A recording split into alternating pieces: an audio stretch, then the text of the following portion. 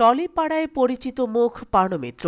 TV serial দিয়ে পার্নো তার অভিনয় ক্যারিয়ার শুরু করলেও খুব শীঘ্রই অভিনেত্রী বড় পর্দায় ডেবিউ করে নিজের অভিনয়ের মাধ্যমে মন জয় করে নিয়েছিলেন। কিন্তু সিঙ্গেল অভিনেত্রীদের মধ্যে পার্নোর নাম সবার আগেই রয়েছে। সোশ্যাল মিডিয়ায় নিজের ব্যক্তিগত জীবন সম্পর্কে খোলাসা না করলেও সম্প্রতি একটি ছবি ঘিরে পার্নোর সম্পর্কে জড়ানো নিয়ে প্রশ্ন দানা বেঁধেছে, যদিও বিস্তারিতভাবে কিছুই জানা যায়নি। প্রসঙ্গত, বিগত কয়েক বছর ধরেই পার্নো নিজেকে সিঙ্গেল বলেই দাবি করে এসেছেন। পার্নো তার সোশ্যাল মিডিয়া পেজে একগুচ্ছ ছবি পোস্ট করেছেন, যেখানে পোষ্য সারমেয়কে আদর থেকে শুরু করে রয়েছে খাওয়া দাওয়ার ছবি। আর এইসব ছবির মধ্যে একটি ছবিতে চোখ আটকে গিয়েছে সকলের। এক রেস্তোরাঁতে রহস্যময় পুরুষের বাহু লগ্না পার্নো। সেই পুরুষই সেলফিটা নিয়েছিলেন। সুদর্শন সেই পুরুষের পরিচয় কি তা এখনো জানা যায়নি, তবে ছবি দেখে মনে হচ্ছে পার্নোর সঙ্গে বেশ ঘনিষ্ঠ সম্পর্ক। তবে কি এবার প্রেমে পড়লেন পার্নো? এর আগেও পার্নো একাধিক সম্পর্কে জড়িয়েছিলেন, আর তা নিয়ে চর্চা কম হয়নি।